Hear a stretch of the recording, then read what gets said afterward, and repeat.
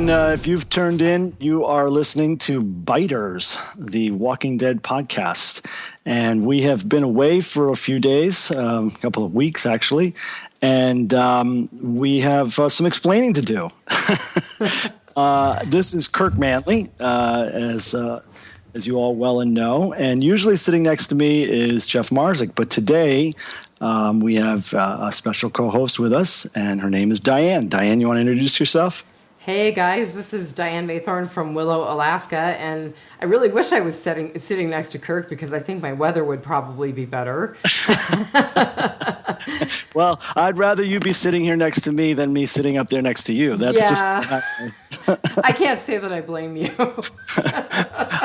I love Alaska on my TV. None of that you see on TV is real. Oh, and there I go. I broke my vow not to swear right away. We do our best here at Biters to kind of keep the profanity to a limit, but it's impossible to completely restrain ourselves. So our apologies. Well, there's been some changes. Some of you out there in listener land have probably been reading and following on the Facebook page, and so some of this will not be new news to you, but there have been some changes with Biters, and so I want to try and bring everybody up to speed. So first, I thought I'd read a letter we actually just received today from a listener in Germany. And that's fantastic in and of itself, Diane, don't you think? I think it's amazing, and I also think that what she has to say is incredibly timely, so it really couldn't have been more perfect. It is. So Susan wrote, "Hi, Biters. Hello, Jeff and Kirk. My local iTunes has no recent listing of Biters podcasts since the wonderful Fear the Walking Dead Season 1, Episode 6 with guests Justin and Kelly. Congratulations on that one. Really liked it. FYI, I download from the German iTunes store and do have access to basically everything worldwide. Most of the podcasts I download originate in the U.S., and I have not encountered any problems with other subscriptions. You cannot take a break now. Now that the main show is back, or go into hiding behind strong walls made of cold rolled steel.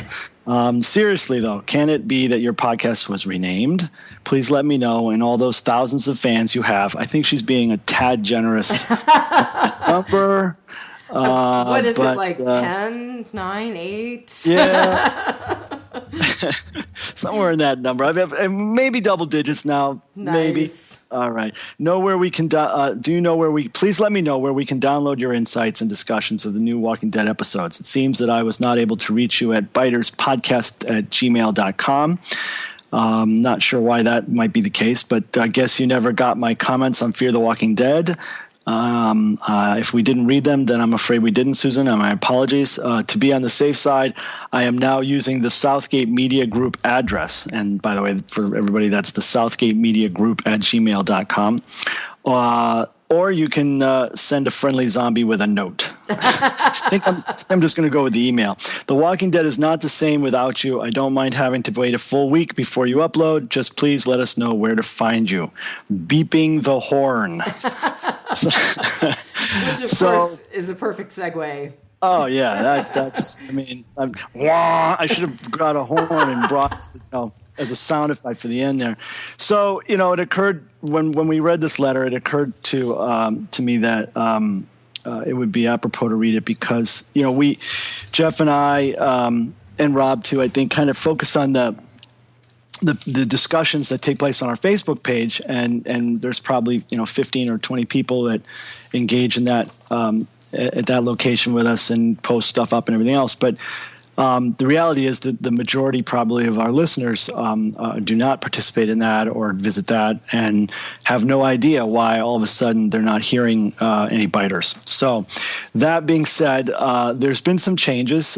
Jeff Marzik, my usual co-host, life has just gotten too busy for him.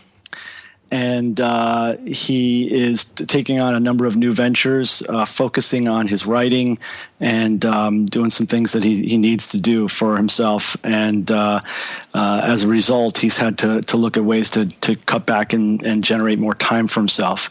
I believe he also had a podcast that he co-hosted for the American Horror Story. I think it was called Disturbed. Is that right, Dan? I think so. I think you're right. And then he had he also did a Flash podcast with Scout Malkovich or Malkic. I'm probably totally brutalizing his name. My apologies, Scott.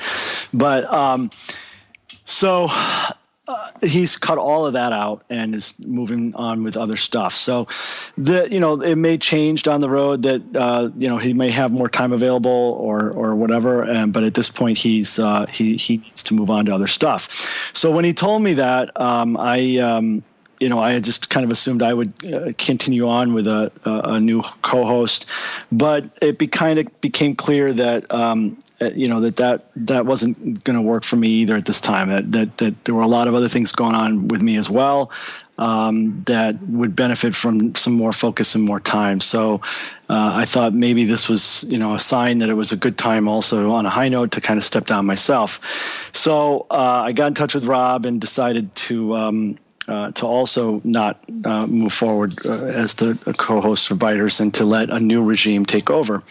That kind of threw things in a little bit of chaos and just derailed things for a little while. And but luckily, I'm very fortunate for everybody, I think, Diane has stepped up and offered to kind of take the reins. So, want to thank you very much, Diane, for that. I think you're going to be an excellent host. You've been a long-time listener of the show, a long-time participant on the Facebook page. We've always valued your comments and your inputs on the show, and you've always generated and contributed a lot of great stuff and ideas. So I think you'll be a fantastic lead person for the show. Well, I have to just say, I know you're going to roll your eyes at me, but I'm really sad that both of you are leaving. And this quickly became one of my favorite podcasts about The Walking Dead. I listened to several, but this is the one that I have always looked forward to. So, well, that's very kind. That's very kind and great. Always great to hear. And I have to say thanks to so many people that posted up and sent us notes and said very similar thoughts and sentiments about about the show and about our being on it. And it was really, really heartwarming and rewarding. So we really, I think I speak for Jeff as well when I say thank you to everybody for all your great comments and for listening and supporting the show. And I really hope that everyone will continue to stick with the show during this transition. And to that point, I felt a responsibility to step back in at least to help and assist in the transition. So the plan that Diane and I have put together now is that we're going to do this cast that we're doing right now, and we're going to cover the season 6 premiere, first time again. And episode 2, and then JSS. Right, and then JSS. And then we're going to watch tonight's episode. And then on Tuesday night, or Tuesday afternoon, we're going to record our thoughts on that, which is, I believe, Thank You, I think is the name of that episode. It is. And then so this episode that we're recording right now should post Monday or Tuesday. And then on hopefully Wednesday or Thursday, we will post up the new episode for Thank You. At that point, the show Biters will be on schedule with The Walking Dead. You guys will get 2 podcasts in 1 week. Woohoo! And then they will be on the regular schedule where they'll watch on Sundays. And I assume you guys, I don't know if you guys have set up when you're going to do it and everything else. Do you want to talk to that at all? Or So I think there's definitely one person who is going to take the other chair.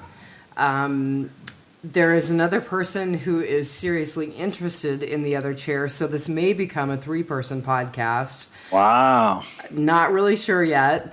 Cool. The other thing is, of course, and I've said this to you and I'm going to say it on the podcast itself, we would love to have you and Jeff back at any point when you guys want to jump in just for a guest, just for, just because you were particularly inspired by a particular episode, or if you want to come back as a co-host. I mean, well, that's very, very kind. Thank you. the door is completely open. Well, So, I definitely, I'll go out on a limb right now and just not limb, but go out and say I would love to be on for the mid-season finale. yeah, you and I had talked about that, and I think that's that would be great fun. idea. I'm sure I'll have lots of ideas and thoughts about that I'd love to share. So yeah.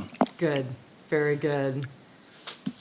So that being said, there may have not been some things we answered or didn't answer in that little intro. So if you have any other questions, of course, feel free to contact us, post up at the Facebook page, or write us at southgatemediagroup@gmail.com or biterspodcast@gmail.com. And, either next week when we record, or Tuesday when we record, I'll answer them, or Diane will answer them going forward. And I'll be honest, I spend a lot of time on Facebook, probably way too much. So that's a really good place to reach me. Cool. So going back in time a little bit, this is kind of cool because it's kind of like, these two episodes have probably, well, not more than any other episode, but certainly two in a row that have manipulated and played with the concept of time. So we're going to do that too. We're going to go back in time and we're going to talk about the premiere. Well, and the other thing that's a beautiful thing is the second episode is really taking time at the same place as the first episode, or in the same time as the first episode. So it really is pretty perfect. Yeah. So what were the numbers on the premiere? So numbers on the premiere, it was 14.6 million on Sunday night itself. But when you look at live plus 3, so the people who are watching up to 3 days later, it was 20 million. Holy crap. I know. I was thinking back to that and I thought, okay, here we're starting out at a pilot that was roughly just under 6 million. And here we are 6 years into this series and we're looking at 20 million people watching the premiere. I'm sure neither of us know for sure, but that sounds to me unheard of. It's still, from everything that I've read, the highest rated television show in the history of television. I mean, in terms of viewership. I mean, I've heard, of series gaining in popularity. A lot of times the Star Trek series, I remember in a more recent time frame, started out slow, but by the third season, had really gained strong. But that would level off, right?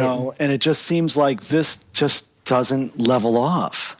I'm telling you, I am having a pilot celebratory party for all of my friends who've never watched, because now they have to subscribe to Biters, or else risk losing your friendship. There you go, exactly. And I figure what better way than having a celebratory pilot party in the new house. So yeah, absolutely. That's fantastic. So that's great. Those are great numbers. I mean, it seems like more and more too people are using that +3. Right. I actually did do a little reading about that today, and it sounds like that is really because so many people have DVRs or so many people watch it the next day on iTunes. That's really the number that they're shooting for. Right. So let's see. As we both know, Nicotero was the director. I love it when he directs. Yep. And then Gimple and a guy named Matthew Negrete, I hope I'm not killing his name, were the writers of the episode. Right. I have yet to not like an episode that Mr. Gimple is involved in directly. I have to agree. Nicotero and Gimple are the dream team. Yeah, I agree. You always can count on it when you see those guys. So first time again, right? Is what it was titled. Right.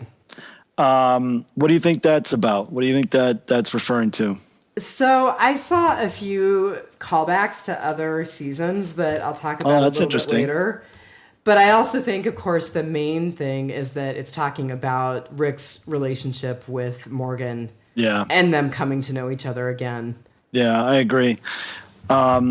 I thought the only other first time, again, I thought that was kind of interesting was that this is really the first time that the Alexandrians are kind of meeting real Walker threats. Right. And it's the core group, the Team Rick's first time again. You know what I mean? It's like, good point. And Rick really kind of screws that up when he's at, I'm going to teach you, I'm going to train you, I'm going to get, and then they're out on the road and he's like, okay, you guys can do this. And it's like, we don't have a fucking clue what we're supposed to do.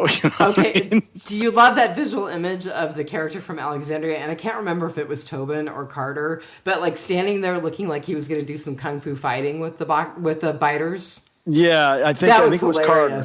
That was so funny. Yeah. So, that I think was also a part of what that title was about. Yeah, that's a good point. So, let's see, what are we going to do for headshots? So I stole mine from my comment on the season before I knew, or my comment on the opener before I knew I was going to actually be doing this live. Okay. So I give it 4.875 whiskey-soaked wedding rings. I really liked it. I have to say, I think you and I spoke about this in emails or something, but or our Facebook discussions. But the whole phenomena of the scoring system has really blossomed with our listeners and with ourselves, and I think it's just awesome.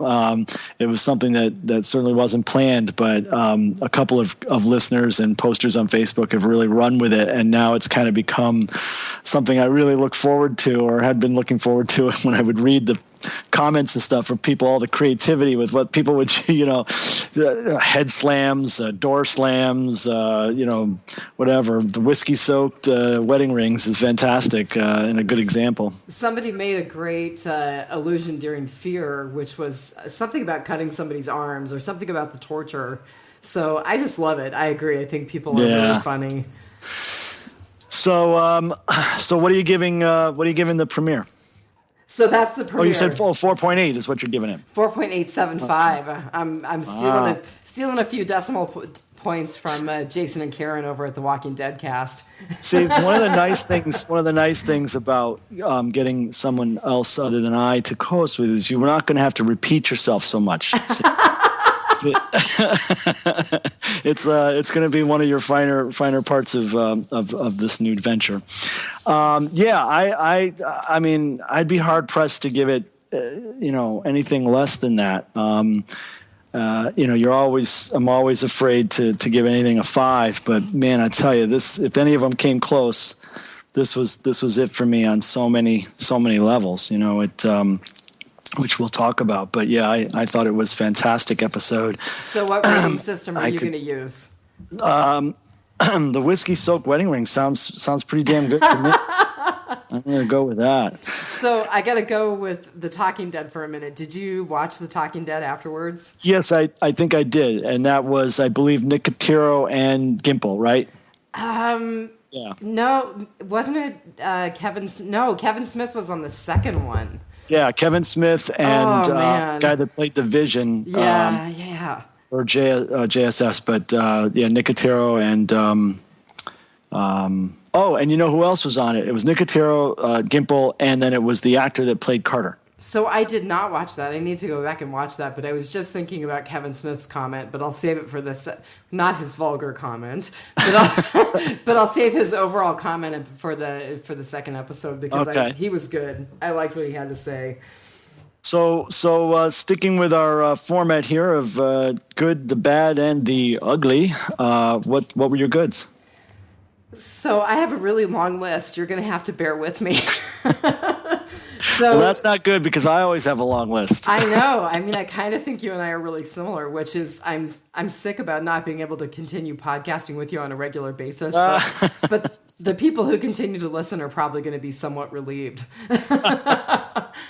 So my goods, I thought that the guy that they got for Heath was perfect. Yeah. They did such a beautiful job bringing him alive from the comic book pages. I totally agree. I thought the black and white was Wait a minute. so. But even Oh, go ahead. I wasn't sure. I wanted to just wait a second because I wasn't sure if you had more to say about Heath. But I'm going to jump in on the Heath comment as well. I thought that they did a fantastic job with that. And what really impressed me was that the way that they did it from the moment, from the dialogue with Eugene and the gate scene all the way through his scenes with Glenn and everything else. And I'm sure a lot of this has to do with the actor. I never, by the end of it, it felt like he had been part of the cast from the beginning. And you never questioned that he was anybody other than Never Heath. questioned. Never, Yeah. never. It was just like the way it was written, the way that the dialogue went, and the way that he acted, it just felt like this guy had always been part of Alexandria and had always been part of the show. So, yeah, they did a great job on that. What else? I thought the black and white was beautiful. And I think you saw my comment earlier this week on Facebook saying that I heard a lot of carping on other podcasts about how people didn't like the black and white. They didn't Right. necessarily understand it. I just thought it was so artful. And I was so appreciative of Greg Nicotero's eye for what looks good as well as what is interesting. It's visually interesting.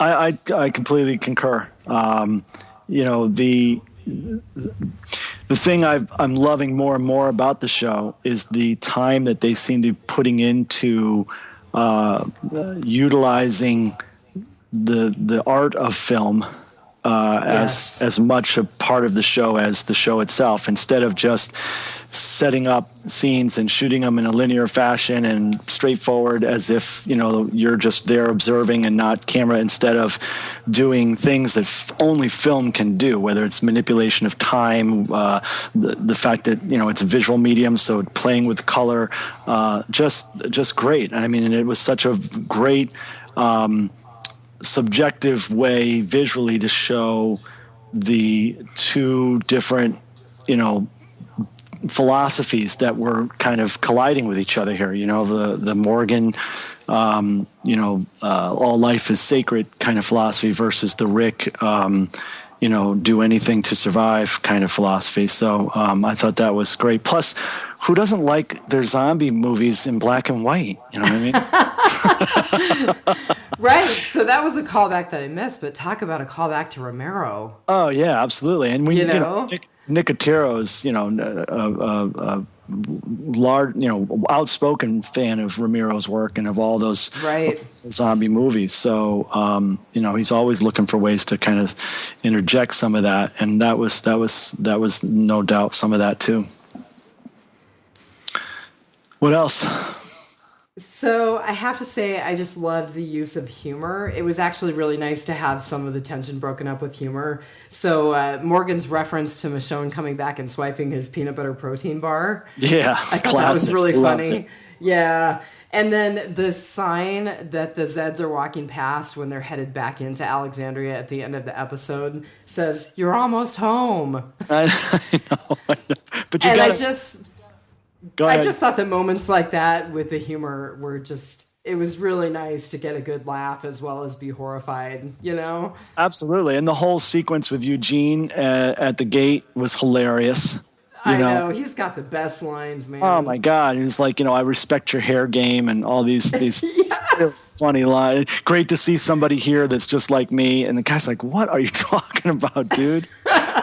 Yeah, no, I totally agree, and it's funny because there are times, when I'm watching the episode that things pop out at me and say, like immediately I say, that's going in my art tribute. You know what I mean? Like with JSS, when that Right. turtle starts coming across the screen, I was like, oh shit, that turtle is so going to be in my piece. You know what I mean? And with this episode, it was the peanut butter bar. That just was Yes. like, I said, oh, this has got to have a peanut butter protein bar in it, because that was just, it was hilarious. Plus, I don't know if you know, but in the last time we saw Morgan, well, not the last time we saw Morgan, because we But in saw, Clear. but in Clear, right, in the episode Clear, there's a scene where Michonne actually does take one of his protein bars. Well, that's what I understand. I need to go back and Yeah. watch that again. So, Gimple is setting up jokes that are seasons away for payoff. That's pretty cool. That's a mess. 3 seasons away. That was season 3. You know what I mean? And his level, that just shows Gimple's level of dedication to the show, I think. Oh, yeah. Well, not just the show. The fact that he could use something like that. Yeah, not just the show, too, but also to the characters. I mean, he's obviously got thinking, okay, these 2 characters are going to have, a connection at some point, and we're going to start working on that right now, and we're going to put these in. And that may change. Things happen, actors leave, story decisions be made, we go in a different direction, but I'm going to set it up so that I have that option should we get to that point down the road. And then he pulls it out of his tricks. It's awesome. Yeah, I agree. Go ahead. So I guess kind of my last thing, it's a Daryl thing. And I'm trying not to be one of those if Daryl dies, we riot kind of people. My sister did send me that mug, which I'm looking at right now. It kind of cracks me up. But but I liked the image of Daryl rigging his bike with zip ties. I thought that was really cool. Yeah. And then I just thought this episode did a nice job of kind of showing a little bit of separation between he and Rick. He's been Rick's mini-me for so long in so many ways that it's kind of nice to see Daryl becoming his own person as far as his attitudes about what it takes to survive and what they need to do. He walked up to Rick at one point, and it was when they were building the wall, and he looked over at Jesse, and he talked about taking care of ourselves, and I thought he was going to make a reference, quite honestly, to Rick getting into a relationship with Jesse and taking care of some of his more, shall we say, primal needs. And then he said to Rick, going out and finding more people is taking care of ourselves. Yeah. Yeah. And I just really... Go ahead. I think Daryl I was just going to say, I just like... I just was going to say I like the way that they've really started to create a little bit of a chasm and a separation between those 2 characters. Yeah, I don't think I agree that it's a that they're building a chasm. I think that not often. I would say that there have been times in the past when they've disagreed, and I think that very gently the show has been kind of having Daryl be one of Rick's consciences, or moral compasses. I'm almost afraid to use that term because moral compass people usually end up dying. But, I can think back to when he wanted to rush the hospital, and there was a sequence where Daryl was agreeing with Tyrese, because Tyrese is like, there's another way we can do this. We don't have to do this. We don't have to go guns blazing. And Daryl's like, we should listen to that and, use your head here and let's take this easy. And, I think the guy's got a point. You know what I mean? And there have been a few times that's been the case. And I saw this as another one of those times because he's not going to go to battle with him. He even says to him right after that scene that you just described, he says, it's your decision. So he's completely still deferring to Big Brother Rick, you know what I mean? But he is trying to help Rick not go too far off the rails. And I mean, that's really kind of what the show has kind of become. It's all about, Rick's balancing act on the tightrope between, becoming a governor lost kind of person, villain almost, or a good guy, and what he has to do to keep everybody alive, and then the people around him that kind of help keep him on that tightrope. And I don't think that there's going to be an irrevocable chasm, but I think that we're going to see more and more differentiation between Rick and Daryl, which I think is a healthy thing. Yeah. No, I agree. I have some insight as well on that with regards to Aaron, but we'll have to talk about it next in the next segment because it comes out of the RSS episodes. So go ahead. What else? Okay. No. So how about you're good? I'll turn it over to you. Oh, you said you had a lot. That wasn't a lot. Oh, believe me, I have You got so more? many pages of All right. Well, notes. I'll hit Oh on some yeah. of mine, and you chime in if I overlap with you. The Rock Quarry Okay. opening just freaking blew my mind.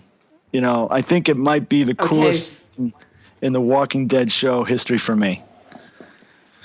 I totally loved it, and that was one of the things that I really felt like was a callback to season one, because Right. it made me think of the rock quarry that they stayed at outside of Right. Atlanta. Right. Yeah, I I loved think it. that there was a tip of the hat there, but this was just epic. You know what I mean to me, and the fact that we had no explanation, no background. We've jumped in time again. Again they're using the great time jumping ability of film and throwing us into this crazy sequence that we have no idea how we got there. We've got other new cast members, there that we've never seen before, and this nightmare that starts to unfold, and it just blew my mind. I mean, I thought it was a really ingenious way to open up the season. I would put it on par with the season 3 opener, where they have the quiet opening and they take the house without saying a word to each other, and then take this. I love that prison. opening. Yeah, Yeah. that's one of my favorite openings of the show. But I think this might be up there even further. Yeah, I just if I had any other notes on that, it was Well, very. let's really be honest. Go ahead. Oh, go ahead. Well, it's I was real. just going to say, just this sheer number of zombies, Oh, yeah, exactly. I mean, we've seen hordes, we've seen herds, but this was something completely other than that, and that was awesome. And then the fact that they're talking about how they're going to deal with this, and then all of a sudden they have to do it as Abraham said, they got to do it live, and that Right. was just awesome, and then to come back from the break and you're like, okay, what's going on? And then all of a sudden now you're in a different time frame and you're starting to learn, how we got there, and it's in black and white. And I was just like, oh, this is freaking just too awesome.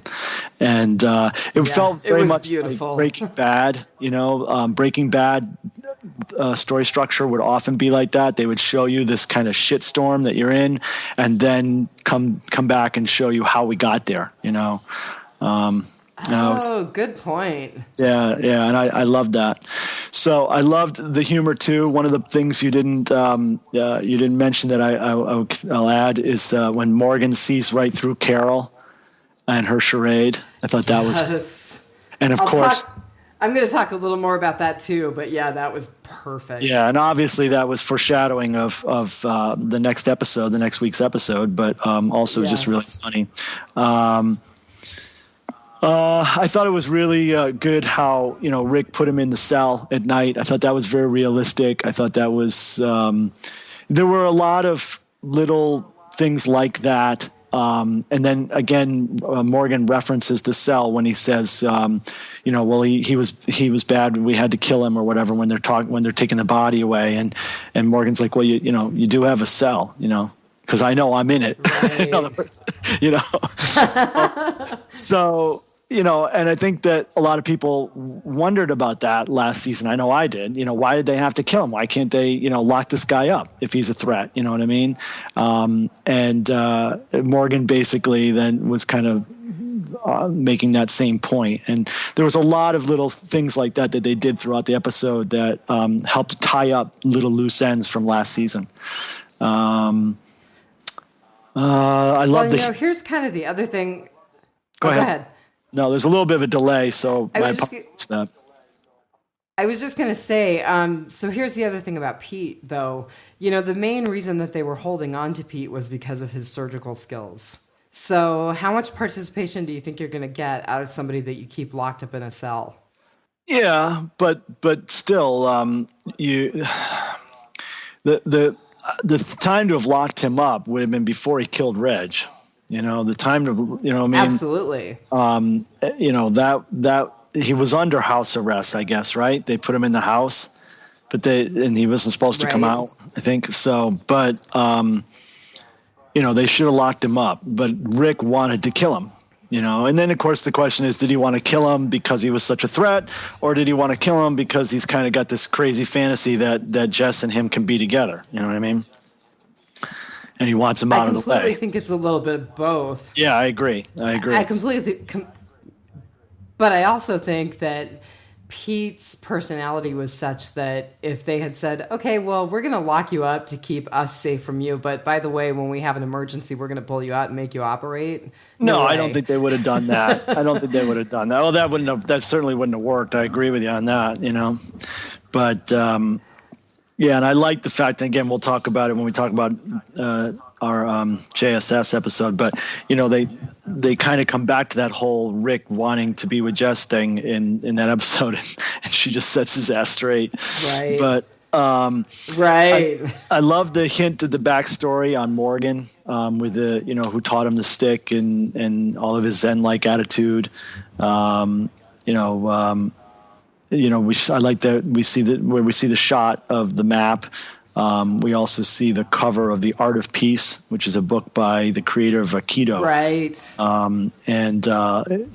Which explains why he's all into the staff and everything. So that was kind of cool. It added a lot of mystery to that character. And of course, the throwback to the premiere episode when Rick says to him, I ask, you answer, it's common courtesy, right? Yeah, that was definitely on my list of shout outs. Yeah, I mean, that's right back to what he said to him when Rick was in the bed, in his house, and he'd just taken him in. Yeah, he's completely turning it around. I mean, you're exactly right. He's quoting Morgan back to Morgan. Well, they're really kind of they're opposite. They're at opposite ends now. The first time they met, they were. Yes. Morgan was where Rick is. And Rick was more where Morgan is, and now they've completely switched. So that was just another nice way to demonstrate that. I loved Again, the filming of the episode, the way they shot the scene where Rick and Morgan are putting the body in the trunk, you're seeing it from the point of view of the trunk. So you're almost inside the trunk. You know what I mean? And that was really cool. Also a creative tip of the hat to movies of the past, like Pulp Fiction has a scene with like that, as well as I believe there's one or two times that's in Breaking Bad. They do that kind of shot. And then when, line, I'm sorry, go ahead. I was just going to say also a little nod to Glenn and Maggie finding that walker in a trunk last season. The one who looked so much like Beth. Oh, yeah. Excellent. Yeah, I hadn't thought of that. You're right. That's an excellent observation. And then, of course, the line was fantastic. I'm a killer, Rick. And so are you, because he says, that Pete was a killer or whatever. He says, I'm a killer, and so are you. Just fantastic. I loved that he acknowledged that, because I think it took him. I think it was a place of peace, but I also think it was a difficult place for him to acknowledge that. So that was a really deep moment for that character, I think. Yeah, I think it was Morgan's way of saying to Rick, listen, you can't. The old way of judging people has to change, because exactly. the moral code has got to change to adjust to the times, and you can't just say that all people that kill are bad people now. Whereas in our current society, that's a fair thing to say, I think, but in that world, you have to kill to survive, and so it becomes much more nuanced. Why did you kill and who did you kill, and kind of coming back to those questions, have you killed and why did you kill, and have you killed a person, have you killed a walker? You remember the three questions, Exactly. That shot of Daryl leading the zombie pile or the zombie horde on the bike, freaking unbelievable. Yeah. And just puts to shame the Fear of Walking Dead's Daniel Pied Piper. You know what I mean? Remember in Fear the Walking Dead when the I'm trying Daniel's so hard to Daniel's bringing the horde of zombies to the base. and it just didn't come off in my mind the way, and then you got this in contrast. I'm trying so hard to like Fear and trying so hard to give it a chance, but I agree. Well, I mean, it's got to have some time to get its sea legs. I think they've got budgetary constraints. It does, and I think that all shows start off with trying to find their mojo. So I'm sure they'll nail it. Let's see. I thought the sound and music played kind of a bigger role in this episode. I think it was to try and gin up the Walker herd's sense of size and scope. You know what I mean? It was really edgy music and piercing and unnerving whenever the herd was on the screen. I'm going to talk about that a little in my bad too, so I'm glad you brought that up. Okay. We talked about Heath and Eugene at the gate. Freaking hilarious. Yes. I liked that Rick is a little unhinged, and he's being a bit of a jerk, I loved how, and I mentioned before, how Jesse puts him in his place. You won't be teaching us how to shoot, and don't touch or lecture my son again. It's like she's getting tougher, and then of course I'm going to fight was a little bit of a foreshadowing to this week's episode, or to JSS. So I liked that.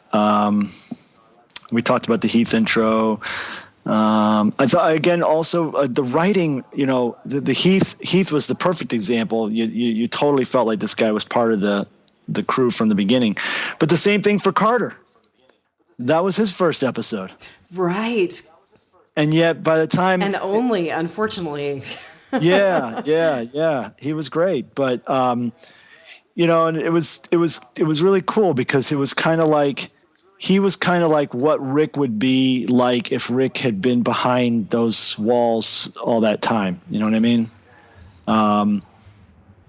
Just it's a nice contrast, So I was just impressed, both with the actor and the writing, and how they made you, I wouldn't say care about the guy, but feel like he was a part of the team and had been there for a long time. Let's see.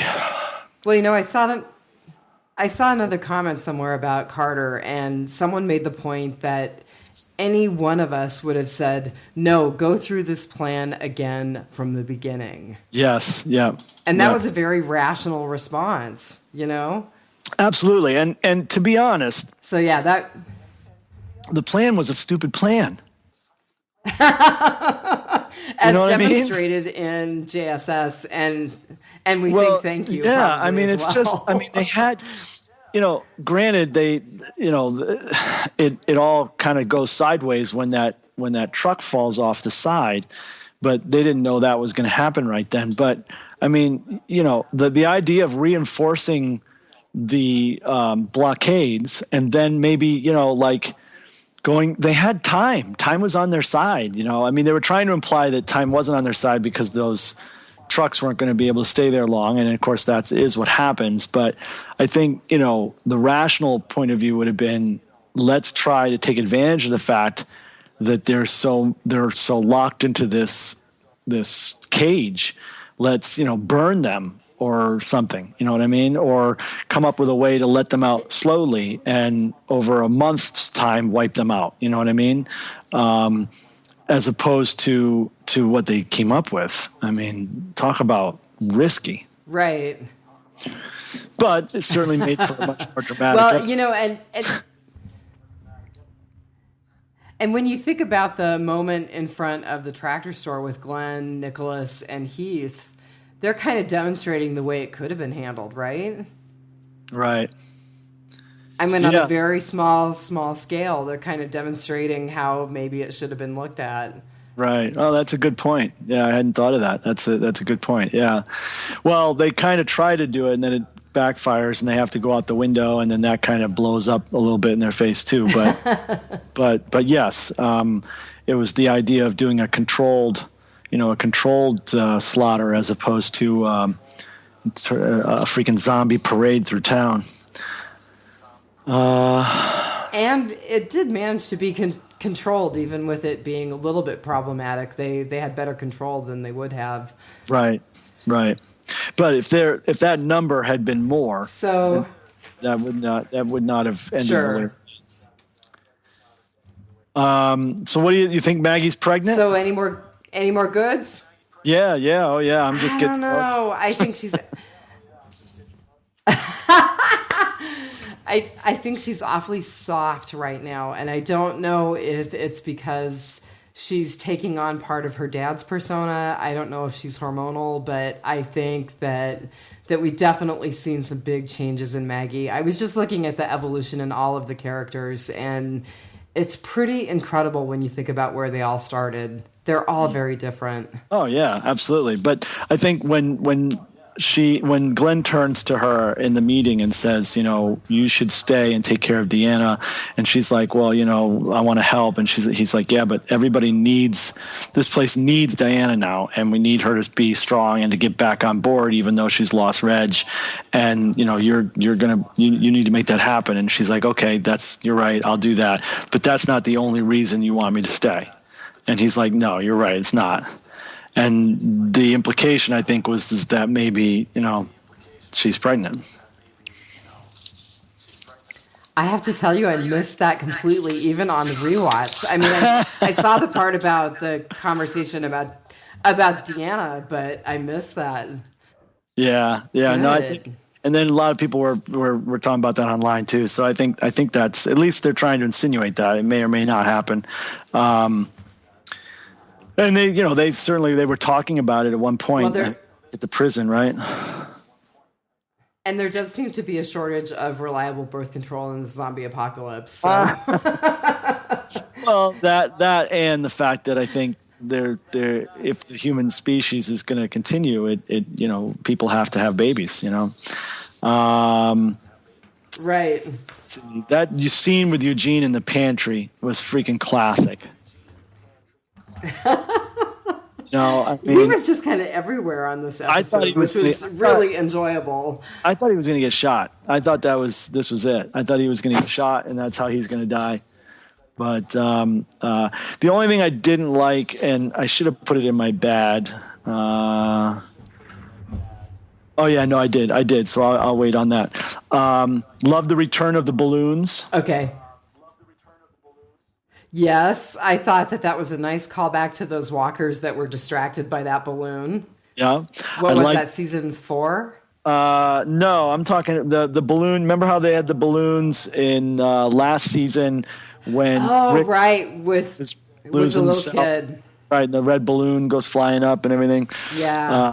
But that was kind of funny. And then I liked, again, some of the loose ends that were tied up. There was also that one that... There was also, though, that cold open with the zombies reaching up for it and trying to get the balloon. Right. It was quite a while ago, so I don't know if that was the origin of the idea, but it was interesting. Yeah, they like to use balloons. There you go. Tara They're waking a cheap up. prop. Tara waking up and then getting updated on Glenn and his nemesis and stuff. I thought that was, a nice way to do how they did that. Again, some of the writing was just how do we reintroduce things? How do we get things back on with people without having to spend oodles of precious screen time explaining, you know what I mean? And I thought that was great. That's going to be on my bads too, though. Okay. Abraham. I have a reason. You'll know. I'm sure. Of course. Abraham, I thought character development was awesome. It seems like I agree. Yeah, it seems like he's starting to miss his wife and his family again. They're not in crisis mode now. It seems like with Abraham, he has to have a mission.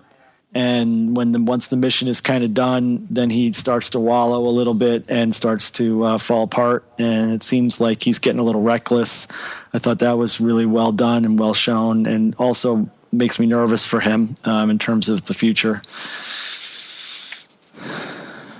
Of course. Abraham, I thought character development was awesome. Abraham, I thought character development was awesome. I agree. And Rosita talks at some point, and I can't remember if it's this episode or next episode because they blur together a little bit.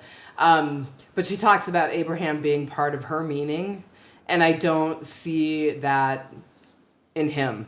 I Right. don't see him having that strong link to Rosita. So Right. Yeah. I Yeah. agree. I think he's getting really reckless and drinking a lot. Yeah.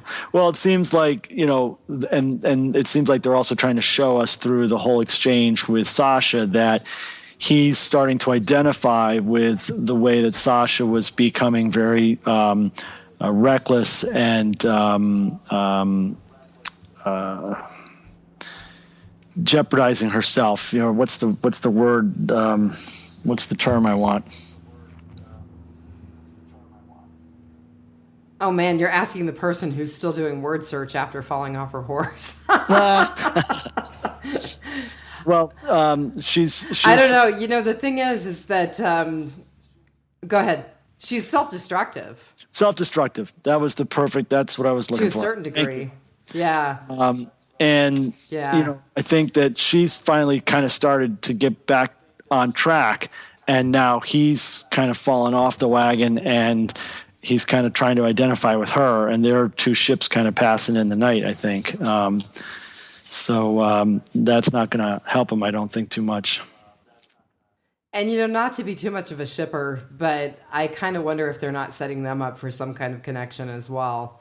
Well, that I think that's been going on for a little while. Like to me, I remember it sticking out for me in the episode "Them" when they're on the long trek on the road and they have the battle on the little bridge, Right. and he starts to talk to her at that point in a way that was very as if he was very concerned about her, and I kind of said, well, maybe something's happening there, but we'll see, because it just seems like now they're once again at different ends of the spectrum. Right. We talked about the Daryl Rick conflict. We talked about the peanut butter bar. That was one of my favorites. That's it. Those were all my goods. All right. So now on to the bad. So I've got to tell you, and I think we both agree on this one. I just wanted to peel those steri strips off Rick's face so bad. The little band-aids. I love And you notice them. that they were like at different points though, they were like different numbers of steri strips. There was Yeah. never a consistent number of steri strips. Yeah. It was kind of maddening, and the nurse in me just wanted to like walk up and peel them away. Yeah, I think that's what was probably going on, because that's your background, that just seemed like unrealistic and not correct. But from a comic Yeah. reader, from a comic reader fan, that is so classic to the way he was Oh portrayed. sure, yeah, So it was great. I loved seeing I that. agree, and I'm up through. I'm kind of well into Alexandria and pretty much through. I think the bulk of the Alexandria story, but I really need to get caught up on the book. So that's definitely on my list of to-dos. So another thing that really, really was a big bad for me, I just can't believe that the handful of walkers at that tractor store were really enough to make enough noise to drown out the herd and distract the herd. That really Right. bothered me. Well, I think it was more, they just needed another action sequence and opportunity to show Glenn and Nicholas's relationship, I agree. yeah. It just wasn't realistic in terms of why they felt like they needed to take them out, and them being a really good distraction or pull for that main herd of walkers, because that herd was huge. Right. And Nicholas himself said, "Oh, there's about a dozen in there," when he was talking about that store. Right. So I just didn't buy that. Yeah. Plus, I would think that this all seemed to be taking place in a fairly large radius of area, Right. and they were out walking this thing, and it seems like, why would you walk all the way to there, describe to everybody what's got to be done, and then say, okay, we're going to come back tomorrow and like, you're here, you're now, you got all these people, let's get this done. Right. You know How about clear it now so it's even less of a distraction? Good exactly. point. Let's just get it done. Yeah. But, again, it's like the idea of, burning them while they're in the pit versus, sending them on a parade through town. It's much more dramatic. So, yeah, I agree on that in terms of how they chose to take out the walkers at the tractor store. Yeah. Was there another bad? Did you have other bads? Yeah, I had a few other bads, of course. Okay, go ahead.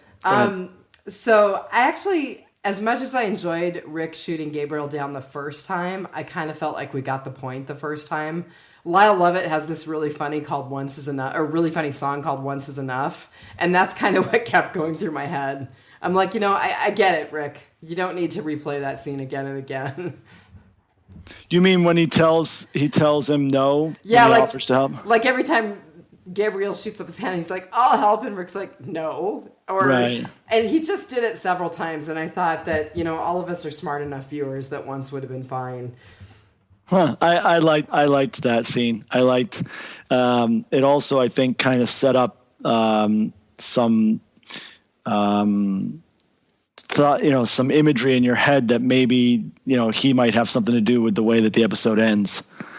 You know what I mean? Because they showed some attention. You know what I mean? There was this kind of like, maybe he's pissed off that he's being neglected, so he's going to screw things up type of thing. You know what I mean? Well, that's definitely behavior that I could see Gabriel engaging in, despite his collar and black cloth. So. Yeah, which seems to have no purpose for him at all. Exactly. If you ask me. What else? Let's see. I questioned Rick's decision to dump to dump his body. And ultimately, I know they did bury the body, but I get it in terms of that being a bad impact on his relationship with Jesse and just really losing Ron altogether. Yeah. And I think it also just really shows us that contrast in how different Rick is, because I was watching the pilot the other night. Just remember his kind words to Bicycle Girl before he puts her out of her misery. And now he's like, we're not burying killers inside the gates. Dump this body. You don't even need to go back as far as the premiere or the first episode. You could go back to last season and Four Walls and a Roof. Right. When they kill the termites. Right. And then the next morning he's out front burying them. Which I don't think you would see that behavior now. No, but I think that was the point, that Rick has started to get too far off the wagon. He's starting to really start to lose it and become too brutal and too uncaring. And Morgan, is kind of trying to bring him back on, Right. What else? So this is one of my big, big griefs. And it's because I had my own experience with a head injury this summer. But Tara's miraculous recovery from her head injury. Yeah. I mean, she was on death's door. And I've got to tell you, I was unconscious for, we think, a total of 15 minutes. Spent some time in the ER, spent some time in the ICU, and had a couple of head CTs. And I'm still working on some recovery stuff from my brain injury. So Tara, with no technology, or little technology, wakes up and has this miraculous recovery from her TBI. Well, she's still getting headaches and dizziness. Well, okay, so I'm here to tell you that I'm like 3 months out and I'm still getting headaches and dizziness. Right. So it just it bothered me a little bit from the perspective of someone who's experienced it and just how they kind of brushed over it. And I know you can't be perfect and you can't portray all of that stuff perfectly, but there's no way someone with an injury that serious is going to recover that quickly and that completely. Right. So hopefully I know that they did in JSS do some work with trying to talk a little bit more about her recovery, and I'm hoping that they go back to that. Yeah. No, I can totally understand that.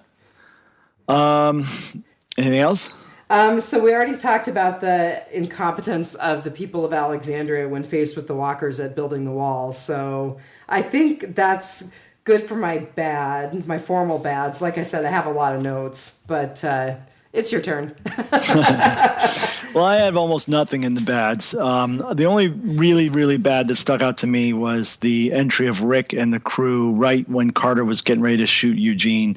It just was a little too convenient. The timing was perfect. Sure. Yeah. I mean, I agree with all your points as well. Like the tractor store. Is that really going to be necessary to do that? Is it really necessary? I don't think so, but I can go with it. And plus, it allowed for a great opportunity to show Nicholas and Glenn. And and I agree with you on the head injury. But at the same time, for the sake of the story and movement and everything else. But this to me stood out as just way too convenient.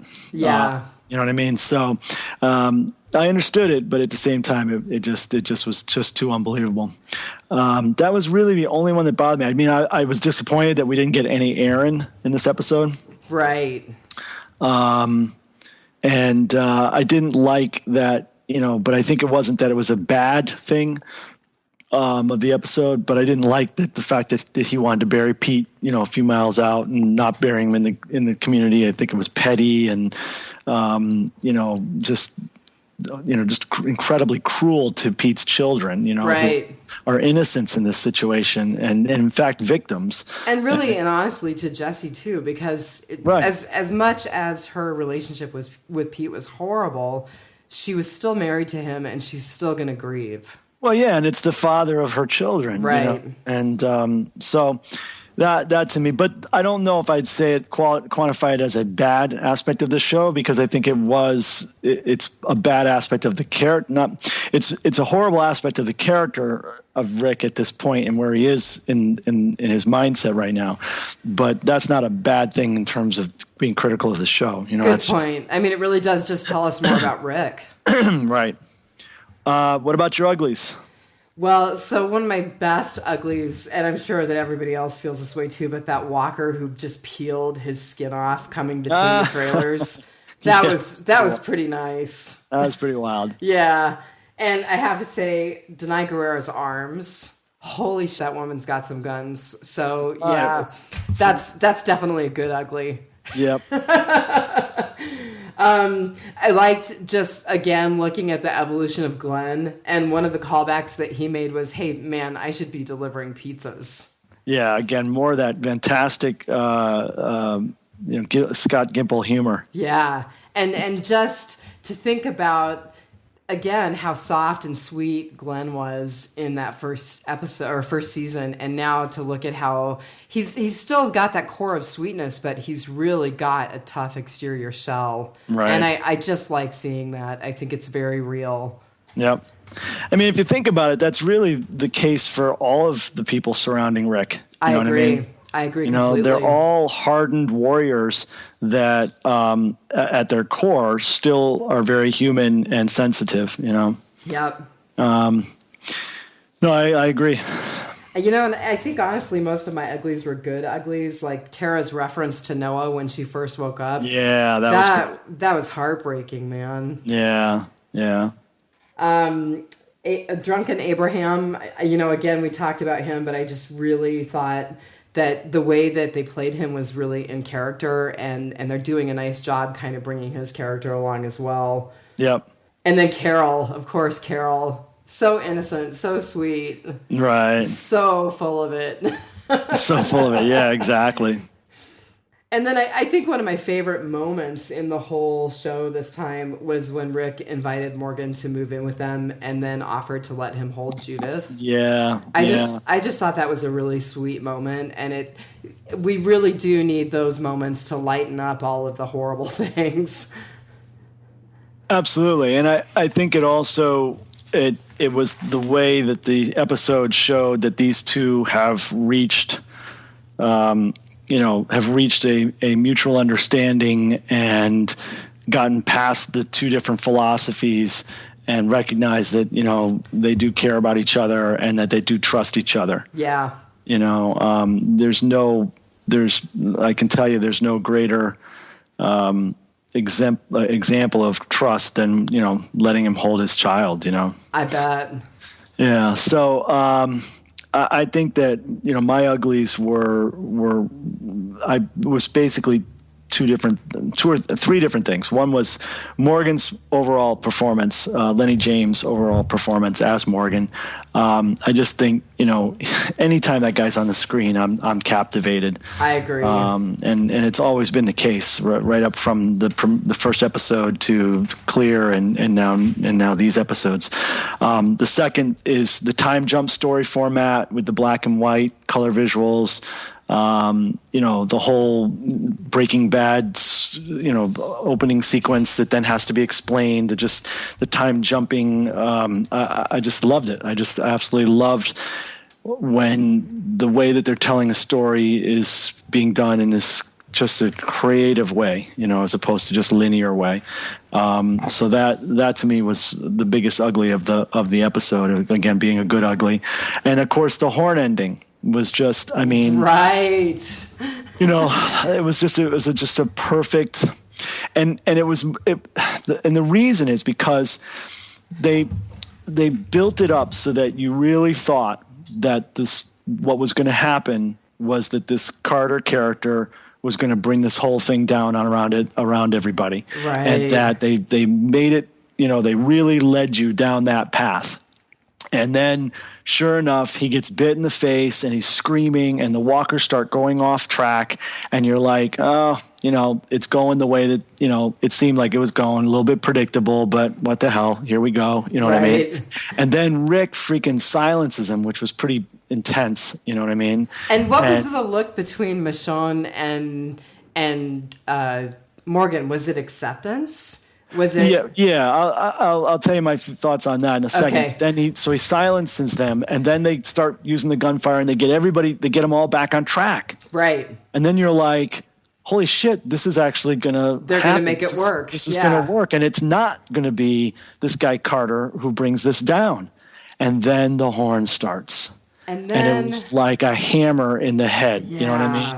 And probably one of the most telling scenes for me, or dialogue for me, was when Michonne and him are like, where's it coming from? Where's it coming from? It sounds like it's coming from, says Michonne.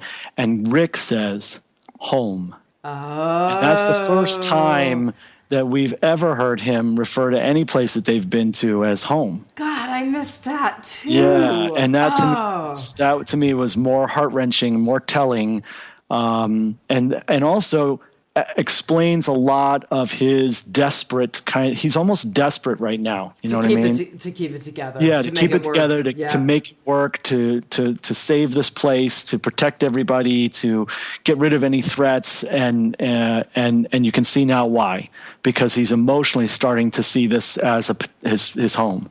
And that was just, to me, tremendous. And that horn, and then the cut to black. That's what I was going to say. Yeah, yes. Oh my God, that was just that was just fantastic filmmaking. Just classic filmmaking. You know what I mean? So that was absolutely visually beautiful to have it just be black with the horn blaring. Yeah. And in reference to your question, I think it was. I think it was a sad acceptance of the fact that this is what the world they live in now, that sometimes this is what's going to have to happen and this is what has to be done. And it's a horrible, horrible thing. But it is a sad reality, And they had that conversation around that. It's just that there was a moment where they almost looked, especially Morgan, looked at Rick with disbelief or with horror, thinking, did you really have to do that? Right. Well, I think there's Morgan's idea that, should always try to preserve life. Right. Then there is Rick, and Rick and kind of Carol, which is, the only lives you have to worry about preserving are your own and those you love. Right. And then there's the middle. And the middle was kind of, I think, where you take life when you have to, but you regret it. And you feel remorse about it, and you don't like it. And I think that's Michonne. And that's Michonne, and Morgan's trying to get there. You know what I mean? Because when he was living on his own, he could live his own way. but when he's living with people he cares about, things start to change, and I think he's realizing that. But then of course they explore that more in the next episode. But so just some notes. So did you notice that Morgan had both the map and his rabbit's foot as talismans still? Yeah, absolutely, yeah. And I loved that because it really was, for me, a callback to Coda. And one of the things that I love about the piece of art that you did was the framing of his talismans in Coda. So that was super cool. Yeah. And one of the things, and this goes back to you talking about Morgan a few minutes ago, but there's just something about the way that Lenny James plays him. It's so deep. He's got this softness, this gentleness, this sweetness, but at the same time you can see that underlying sadness and that depth in his character. And it's so striking. You are absolutely right. He's gripping every time he's on the screen. Yeah. No, he is. He's amazing. He's just a fantastic actor. And who else used to do that to me was the actor that played Herschel. Yes. Whenever Herschel would speak, I would found myself being captivated by him, and in a similar fashion. So I agree. He's the best thing on the show. So I hope he lasts, but I don't know. I don't know how long that's going to be. Yeah. So I have some observations about that when we talk about JSS. All right. I think for time's sake, we should probably bust into that. Yeah, we should go into that. And also, I think, I apologize to listeners. We had hoped to read some of the comments and letters and things about the premiere that people wrote in. I think we're going to have to skip over that and just jump right to the next episode and then try to wrap up, because it's involved trying to do 2 episodes in one. Especially when you have 2 people who love to hear themselves talk. Okay, so we're going to move on to JSS, which I had someone guess it was Just Stay Still. And I'm wondering, before the reveal of the title, if you had any other good feedback from people about what they thought JSS stood for. Yeah, the only one I think I saw that made any sense to me was you're saying the Just Stay Still, right? Yeah. Yeah, which was something that the Wolves were saying to Morgan, right? When they, yeah. Well, and that has not necessarily been completely disproved. I mean, we know literally what she was saying, but that doesn't mean that JSS doesn't also stand for that if her relationship with the Wolves turns out to be more involved. Which there's certainly some discussion around that, isn't there? Yes, yeah. I assume we'll get into that. Oh yeah. What were the numbers on JSS? So when I went online and looked at the numbers, of course there was the typical, the numbers slid horribly in terms of really? But they didn't actually. So when I looked at the numbers on Sunday were 12.12 million. So that's just for Sunday night. That's just for Sunday night, and it was up against Sunday Night Football, and it was also up against the baseball playoffs. Oh, yeah. That's big. And then when you look at... And then the premiere was what for the kickoff? 15? I want to say the premiere was 17. 17. Yeah. But then when you look at Live Plus 3 for JSS, it's 17 million. Right. So it's still huge. Right. And all the premieres always do better. Sure, absolutely. Yeah. And it didn't have quite the competition that this one did. Right. Okay, cool. So still doing good. And so the director on this one was Jennifer Lynch, who did Spend. Right, The Death of Noah. Right. Now she is the daughter of David Lynch. Of David Lynch, right? Yeah. Correct. And I thought Spend was a fantastic episode. I did too, and I think she's got her dad's darkness. Yeah, and she did a great job with this one. Probably, in my opinion, better in this than even Spend. And I actually rated this one a little bit higher than I did the season opener even. Ah, okay. Did you? I would say I like them about equal. I think the premiere just had so much more over the top, with the the quarry and all that, you know. So that just, you know, and the whole time jump and the color changing of flashbacks and stuff. So I think I'd have to rate that a little higher. But this was a fantastic episode also. So I gave it 4.9 perfectly cooked casseroles. I'm going to give it 4.8 dried turtle bones. How about that? And I gotta tell you, I'm not blowing smoke, but I think in the tribute piece for this, you got Enid's face so perfect. Thank you. Oh my God, it's just great. I love it. Some things I realize now I left out. I wanted, you know, like the one for the premiere had so much in it, you know, and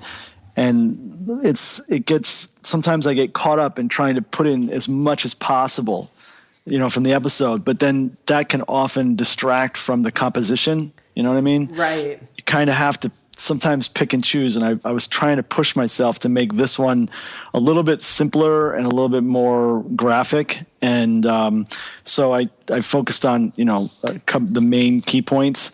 But in hindsight, I wish I had just put in a pack of cigarettes and a block of cheese. The cheese thing, I'm still not quite sure about the whole cheese thing. Yeah, cheese maker. I wanted to also point out that this episode was written by Seth Hoffman. And Seth wrote Conquer, which was the season finale. He wrote The Distance, which was one of my favorite episodes from last season, where they make the big run in the car, heading to Alexandria. That's the one with the flare walker, right? The flare in the eye walker. Yeah. Frost, he wrote, which is the great episode where they, just before they take the hospital, where they meet, or they have the melted walkers in the street, or outside. Self-Help, which is the Abraham episode. I love that. Yep. Us, and then Claimed. That was a great episode. Yeah, it was a great episode too. So he's written quite a few really good, strong episodes, and this is just another star in his cap, if you ask me. Well, and he's got some good cred. I mean, he wrote for House. I can't remember. I looked up a couple of other things. I'm going to show some of my ignorance. He wrote several episodes for Flash Forward, which I'm not sure what that... Oh, I loved Flash Forward. You didn't Flash Forward was awesome. So I got to tell you, live in rural Alaska, don't have satellite or cable.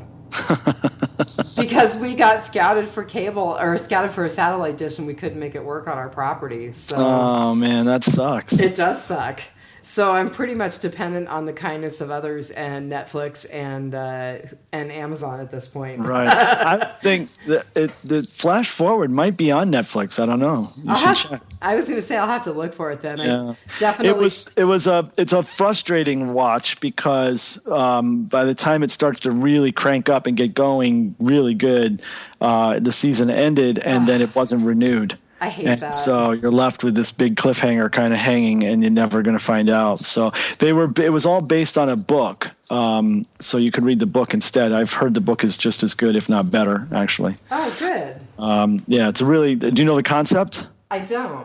It was cool. It was basically there's a 20-minute period of time where everybody on the entire planet blacks out for 20 minutes. Wow. Yeah, there's a complete blackout. And during that blackout, the majority of people have a flash forward experience where 15 years in the future, they're all of a sudden transported 15 years in the future.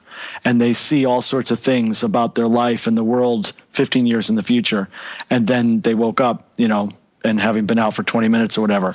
Some people didn't experience anything. But the majority of people saw signs from the future. And then it's all about trying to figure out what happened, why it happened, who did it, if it was done by somebody, what the flash forwards mean, and then parts of the realities of the future that they saw start to come true. And, you know, is it preordained? Can they change it? Can they change what they saw happen? You know, all this stuff. And it was cool. It sounds like it. Yeah, it was. It was cool. So I'll start off this time on the goods. All right, you go for it. The time jump opening again. We talked about it a lot when we talked about the premiere. For me, if you, it seems to me like, I don't want to say pointless, but so two-dimensional to take film and just point the camera and tell a story from beginning to end in a linear fashion. Mm-hmm. And the show is really starting to play with time, and I love that. I love that this episode takes place pretty much just before the end of the last episode. It builds up to and then gets to the point where that episode was when the horn, and then moves forward into the future. And I love that. I love jumping back to see about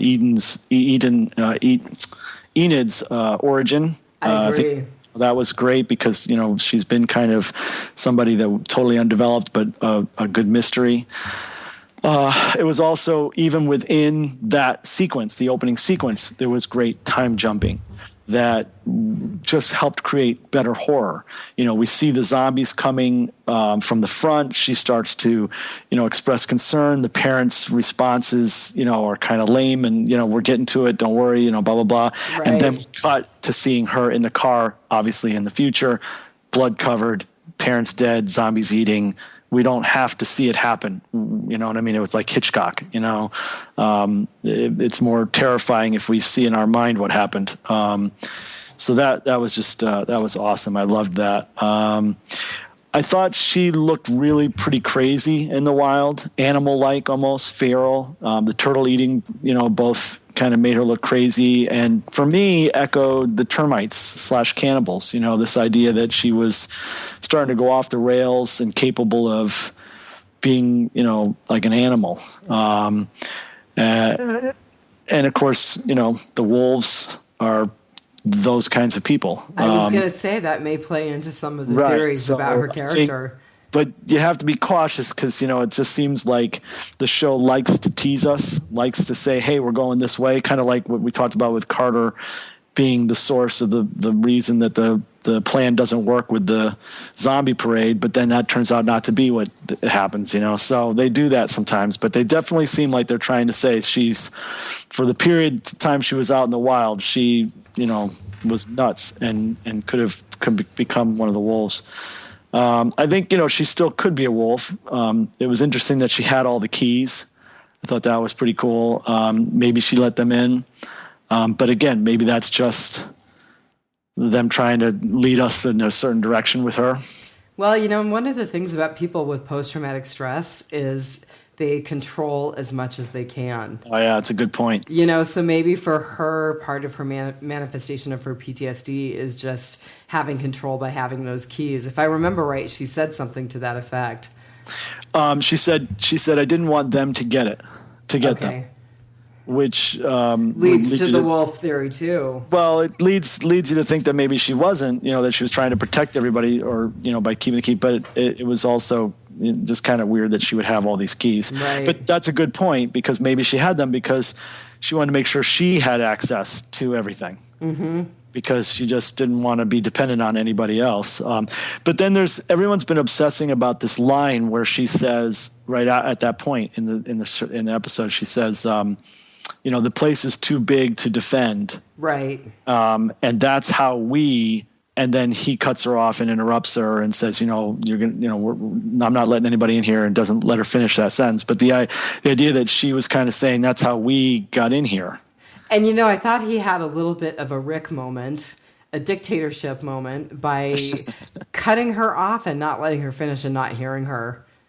Well, he didn't want to hear her because he didn't want her to go. Right, exactly. It became clear she was there to say goodbye, and he didn't want to hear that. So he was ignoring it and kind of using the situation to, avoid that.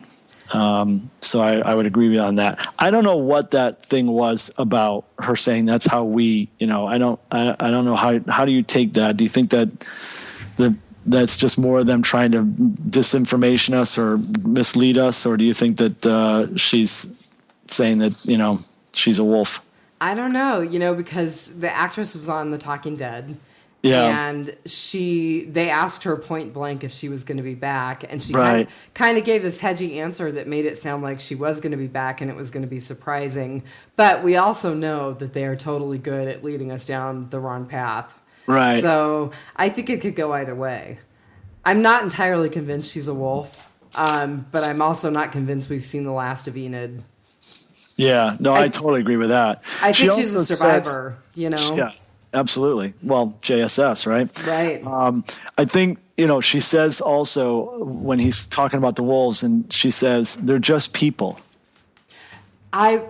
Yes, that is exactly it. And I thought that was kind of interesting, too, because it's almost as if she identified with them, And it also makes you feel like she knows something about them. Right. So, something is up with her. We don't know the story on her yet. We don't know what the deal is with her yet. I don't think she's tied with the wolves directly, but maybe she is aware of them, maybe in her circles outside. Maybe that's what's going on. I don't know. And it's interesting, too, because I think there's the possibility that we're seeing, I don't want to spoil the comic for people, but there's a storyline in the comic. How far are you up in the comic? I'm through the human beings coming into Alexandria. Not to put too fine a spoiler on it. I'm at the point where the world expands a little bit beyond Alexandria, but I'm not much further. Oh my I'm gosh. not much further so than that. You're not up through the Whisperers or any of that yet. I know some of the Whisperers' story, but I don't know tons of it. Well, there's a plot line, and I don't want to spoil too much. So if you're a reader and you don't want to be spoiled by potential spoilers for the comic, you should jump ahead. Couple 3, minutes. 2, Yeah. 5, 4, 3, 2, 1, jump.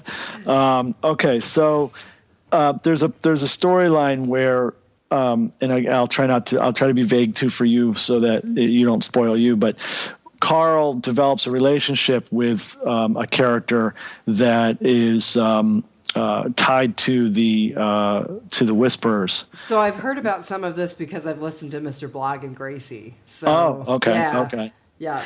And, they're always kind of rearranging things in the TV version, from the comics so that the comic readers are getting things kind of fresh. Right. So this could very well be the start of the Whisperers. Well, it could be the start of the Whisperers, or it could be that they're taking the way that they handle this relationship that Carl has with this person right. in the future and pulling her out of that story and putting it in this story. Good point. You know what I mean? So she may have a relationship with someone, either the Wolves or with another group, like maybe Negan's group, that is coming up.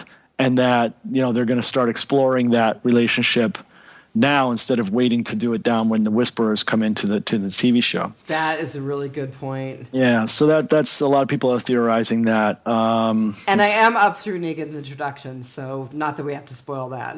Right. I thought it was also interesting, and again, more great creative use of time. We see her find Alexandria. I'm glad you brought that up because I thought it was so interesting that she was not found. She found Alexandria. She wasn't pulled in. And the way it's cut though, you don't know exactly what the time frame is. She comes across it. She seems, like almost a little bit threatened by it or nervous about it and uncomfortable about it. And she turns away from it. And you've got the sun coming up over her head and over Alexandria as if, here's sunshine, here's a new day, and she's kind of turning her back on it. And she writes her JSS on her hand, and then they cut to the gate opening, and there she is, and she decides to come in.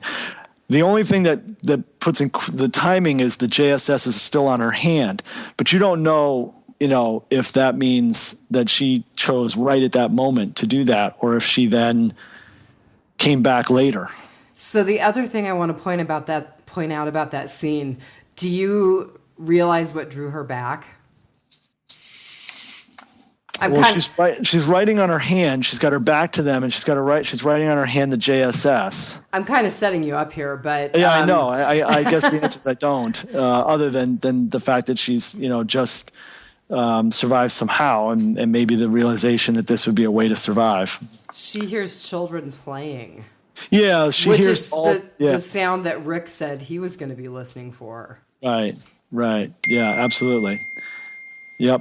No, I think that's a good observation. Let's see. I thought the whole wolves attack being done in real time, which starts when Carol sets the timer and ends when the timer rings, is freaking fantastic. Again, more creative use of, a great, fantastic creative choice. And the timer's a shout out to Enid. Why is that a shout out to Enid? To Enid, because she uses those timers to distract walkers when she's out beyond the gates.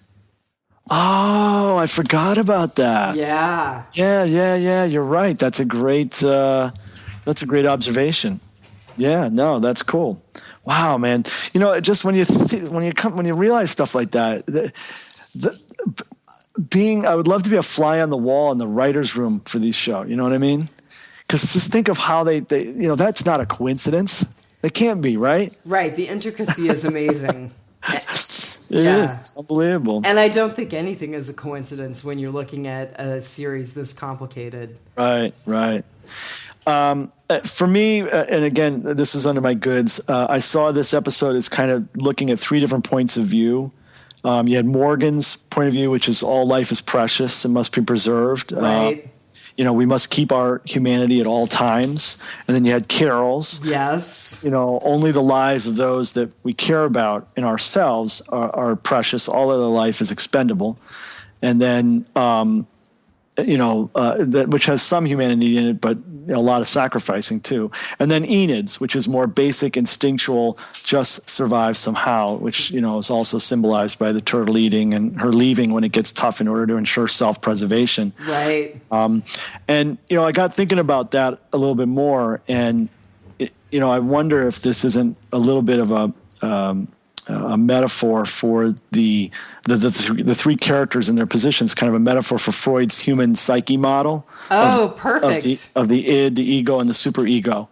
With Enid representing the id, which is kind of our basic animal instinctual drive to survive, and then Carol's being the ego, which is regulating the id's drive in a kind of realistic way that will benefit the long term and allow it to the function. thing that kind of holds us together in society. Right, exactly. And then Morgan as the superego, which reflects kind of the internalization of cultural rules and what we call, a conscience. So now you have to come back because it's so rare to meet another Freudian. Yeah, I'm not a young guy. I'm definitely a Freudian guy. I think I'm a reformed Freudian because you're not supposed to be a feminist and like Freud, but I think Freud had some good points. Yeah, exactly. You don't have to take all of it. Just exactly. It doesn't mean all of it's bad, but not all of it's good too. But that was kind of cool, and I think that may be something they're hinting at a little bit. And I think the wolves kind of represent, what happens when the ego and the superego are not there. And I'm glad you brought them in because one of the things that bothered me, and this was it wasn't really good, bad, or ugly. It was just in my notes, but the wolves were so brutal. They were so atavistic. Their kill was overkill. They didn't just kill people to take over the space. They dismembered people. They brutally, brutally killed people. Right. So I thought that was kind of an interesting visual and just an interesting commentary on who those characters are. Right. There's something that now maybe it's so obvious that no one's talking about it. So this is not going to be some great insight. And I'm going to be like, oh, listen to this great insight. And everybody's going to be like, that was so freaking obvious. But there was something that never went explained in last season that this episode explained. Okay, tell me, because I'm not sure I see it, even though it's obvious. In the episode, the opening episode of the second half of season 5, the episode where Tyrese dies. I've forgotten the name of it. What's going on? What's happening? What's going on? Yes. And they go to Noah's old home. And all of those people were dismembered. They had the truckload of corpses with the arms, legs cut off, and the bodies cut in half, and they never understood what that was, and it was never explained.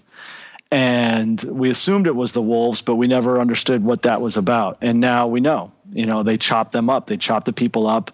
They take off their arms, their legs. They cut them in half.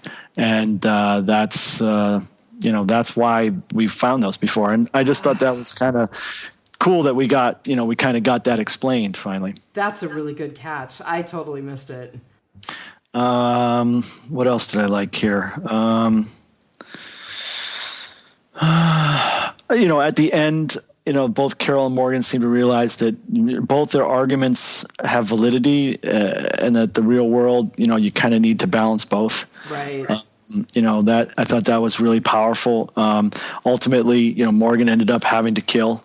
Yes. And ultimately Carol felt guilt and remorse at having dealt out so much death.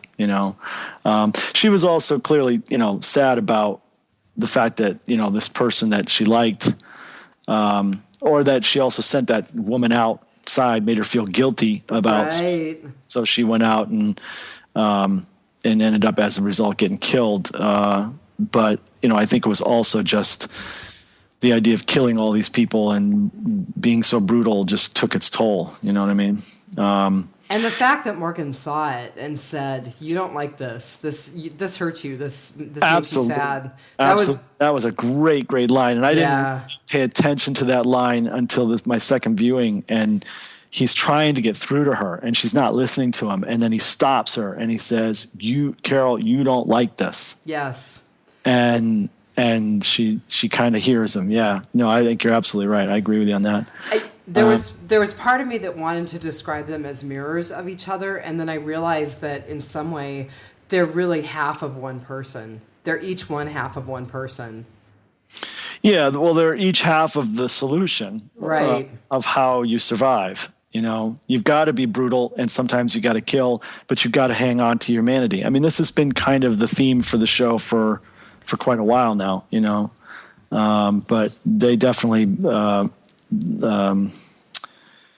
I'm getting tired right here, but they embody those two philosophies. And Morgan's philosophy is not the answer. You know what I mean? Because left unchecked, his philosophy creates lots of threats too. I mean, he lets those wolves leave. Right. This actually. Live. He encourages them to live, to move on. And he tells them about the fact that they've got weapons. He allows them to take a gun. Yes. And I'm sorry, but in my mind, that's a mistake. I mean, he let those two guys live, and as a result, they went on in last season, and as a result, they went on to find the bag and find the way to Alexandria and kill all these people. And that actually goes into my good, ugly, and I'm gonna say it now because it's Go for it. Your timing is perfect. It's just that every little action has repercussions. And Morgan letting those wolves go in the season finale and then letting more wolves go this time.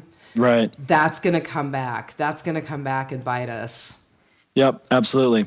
But I thought, just like his saying to Carol, you don't like this, when Morgan is confronted by the wolves and he says to them, if you stay, I guess he says it to that leader guy, if you keep going, stay on this path, you will die. Yeah. And in my mind, he's speaking to himself. Yes, he is. And he's trying, you can tell, and again, this is the tremendous actor that Lenny James is, and his amazing performance in this, but he's on one hand, he's trying to help save this community, stop this attack.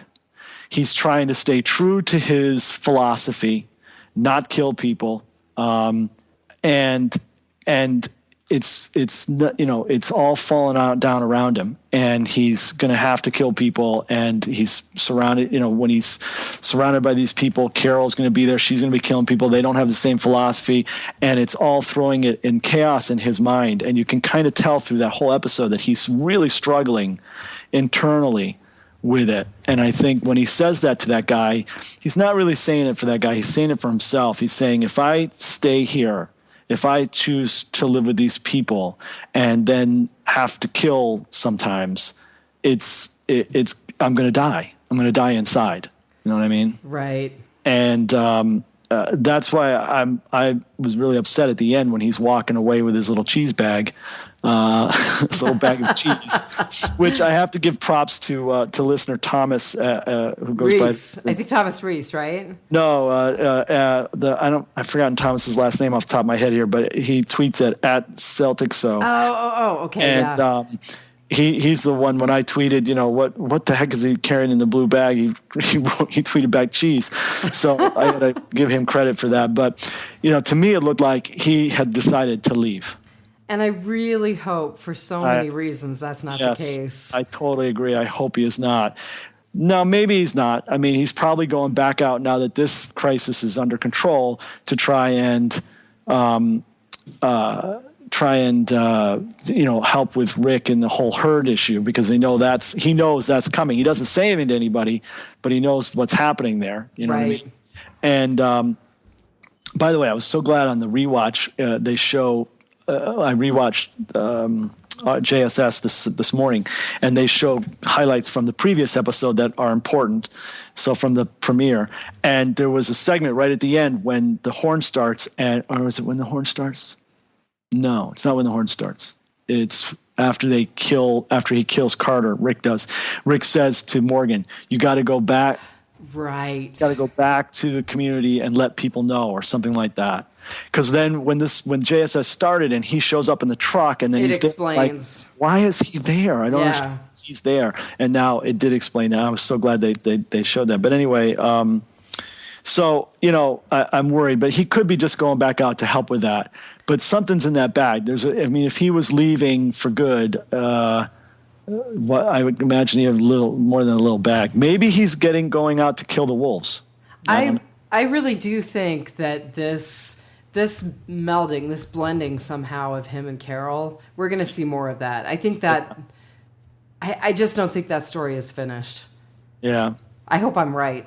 I hope you are too, because I'd hate to see Lenny go, but at the same time, this is kind of how they've always dealt with this character. They introduce him, they bring him in, and then they set up a scenario where he stays behind or he leaves, right?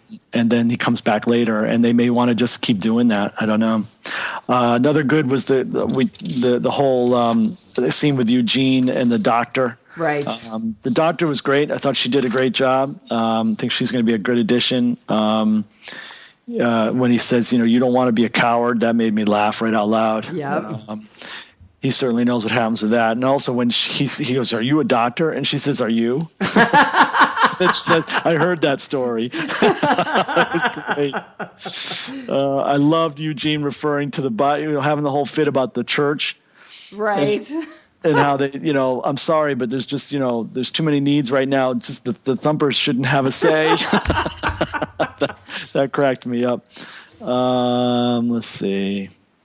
10 points to Jessie for a badass kill. Yeah. And she certainly wasn't kidding when she told Rick she was going to fight. Yeah, that was my Walker kill of the week. Even without that person being a zombie, I just thought Jessie was great. And then Aaron's discovery of the photos in the bag. My prediction is that he's going to now agree with Rick, and that they should stop recruiting because he's going to feel guilty and responsible. And I think this will end up leaving Daryl on his own, going out and doing the recruiting. I have to tell you, that moment of Aaron finding that bag was the best moment in the episode for me, because he was just so heartbroken. Yeah. He played that so well. Yeah. No, I agree. But, I just feel like you can't – how can he possibly feel responsible? They were almost eaten alive. Right. And, he got out of there with the skin of his teeth. And if the bag was left behind, that was just an accident. It's just what happens, It's, but I think it's just the realization for Aaron and for everybody else. You see it also with the scene with Deanna and Maggie, that the Alexandrians are finally starting to realize the world that they live in. That was one of my goods, actually, is that the Alexandrians are finally starting to get it. Yeah. And they're Well, finally sadly, starting to respond. yeah, sadly, it's had to happen in a really brutal way, and with a lot of them, I mean, and Deanna even says it because at the end, Maggie says, "Well, we're still here," and Deanna says, "Well, not all of us." Right, right. So those were my goods. So my goods mostly build on yours. I definitely want to talk a little bit about Dr. Denise Cloyd, who is the new doctor in town. Yep. She actually played Zoe on Nurse Jackie. Did you ever watch that? No, but I do know she wasn't. I think she was Emmy nominated or Emmy award winning. I think she won an award, if I remember correctly. Yeah, I did read that. I'm not totally through Nurse Jackie. I love it. Nurse Jackie is one of those nurses who says things that I always wanted to say when I was a nurse. Some of those things I've started saying now that I'm a nurse practitioner. But anyway, Zoe was a great character on that show. The actress is Merritt Weaver. And right. I agree with you. I think she's going to be a fantastic addition to the crew. And the thing that I really liked about that whole setup with her was Tara pushing at her, Eugene pushing at her, and them basically saying, look, there's no other chance here, so you might as well take the risk. Right. And I think that ultimately that is going to make her function as a doctor in this community and as a better doctor in this community, because she's going to realize, I'm the only chance these people have. I better step up. And they do. Psychiatrists do go through medical school the same way that physicians do. So it's appropriate. It's an appropriate use of her skills. No, absolutely. I like it though because it sets her up as a flawed character already. You know what I mean? Which is sets up for all sorts of possible issues. Good storytelling. Yeah. Let's see. I also really liked just the whole imagery of Maggie as a mentor, and kind of felt like she was channeling Herschel a little bit. Yeah, absolutely. That was pretty nice. And again, she's just got kind of that softness around her that we haven't seen in a really long time. So, and we never saw that with her in the beginning. I mean, in the beginning, she was like, "Hey, Glenn, let's rumble." Right. I mean, she never had that softness, and now she's got it, which is really interesting. Right. No, absolutely, I agree. And I think they're trying to set up some things that happen in the storyline in the comic. In the comics, yeah. And but I don't know what's going to happen there. I'm worried about Maggie. I'm worried about this season. I'm worried about several characters who have some interesting experiences in Alexandria. So I'm hoping that I think they find a different way to tell that story. Yeah, they're leading us to believe certain things or leading us to think certain things. Certainly Abraham is a little bit reckless right now, right. And if you read the comic, that some things happen with him at this time frame that are pretty dramatic, but that could just be a setup. You know what I mean? That could be a setup. Always so hard to tell what they're going to do with the material that's already there, or who they're going to give that role to if they don't give it to the person who experienced it in the comic. Correct. And I am very worried about Glenn and Maggie's reversing roles in the comic. I am too. Yep. Another good, and then we can move on because you covered a lot of my goods. But this is going back to Ross Marquand and Aaron. And once again, it's just a shout out to the actor. I just love the way he plays this character. He just has such a sensitivity and such a connection with this character that it's really beautiful. Yeah, I agree. When he's standing there in the hospital setting and he's like, no, I have to help. And he goes out and helps in the attack, helps to defend against the attack by the wolves. Right. He's so great. Yeah, he's cool. He's very cool. I really like him. I hope nothing happens to him. I was just going to say, I hope they hang on to him. Yeah. Did you catch the references back to the A on the house? Yes, I did. Yeah. And there was part of me that was kind of disturbed by that. But the other thing that was interesting is that I was also thinking JSS could be just stay silent, because you have that silent moment with Carol where she's literally weeping on those stairs and no one knows. And there's that wolf in the background going after somebody. Right. And she's in the foreground weeping. Well, I don't think was there a wolf going after somebody, or there was the person, the woman was dead, the smoker woman was dead across from her. It was both. So there was Oh, also something going on in the background, and I actually want to say it was Morgan taking on a wolf in the background. oh, that could be. But yeah, it was pretty amazing to see that moment of Carol's, just so much agony, Yeah. so quietly. No, I agree, but I think that A was a echo of, or a Of Terminus. yeah, of Terminus. Yeah, absolutely. And, obviously it was, kind of obvious, but at the same time, I think so. I think to myself, well, why are the writers trying to take us back to Terminus? And I think it's because it speaks to the dichotomy of the two different philosophies, and that if you lose your Morgan side and you just go with your Carol side, eventually you become Gareth. yeah, exactly. Yeah. Exactly. Yeah. Exactly. And I think she was realizing that at that moment, because she says, on that same steps, and we see the A for the first time when she comes upon the Jesse's youngest son. Right. And she says to him, look, your father was a bad man and he did horrible things and he's gone. The best thing is to get over it and move on. That was such a horrible Oh, moment. it was ice cold and Yeah. unfeeling. And you kind of flash back to her with Sophia, and you wonder how she would have responded had the roles been reversed, had someone said something like that to Sophia. Well, and I think then we come back at the end of the episode. We're on the same stoop. We still got the A reminder, and there's the realization that, she's in tears that, wow, this is emotional. This is hard. This is, unhuman, and I need to, I got to feel this. Yeah. And so, yeah, that was powerful. So what's your bad? Again, second episode in a row, just practically nothing. The only bad I have is the horn reveal. I thought it was just a big letdown after, you know what I mean? But I mean, I think they did that on purpose, because it just caused. I mean, there were theories that it was the wolves. There were theories that it was Gabriel's horn. That it was Gabriel doing it. That it was Ron. That it was Ron, Yeah. that it was people trying to warn and call back Rick's team. It was, it was really this point, the biggest point of discussion about the episode, and then it turned out to be kind of this little thing. And so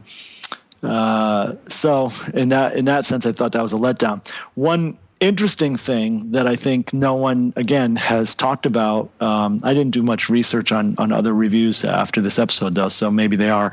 But why a tractor trailer? I'm not quite sure about that either. I don't know if they were crashing the gates or my guess is the back of that trailer full of walkers. full of walkers. A good point. Because we've seen the wolves use walkers as weapons before. Correct.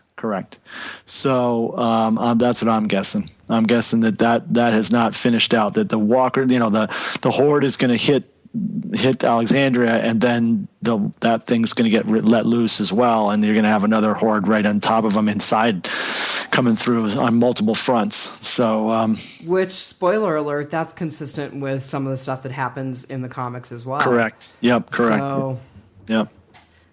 Yeah. Did you have any bads? My list was pretty short too. I was really disappointed in Enid's parents, only because I thought, really, they've survived this long and they're that freaking stupid.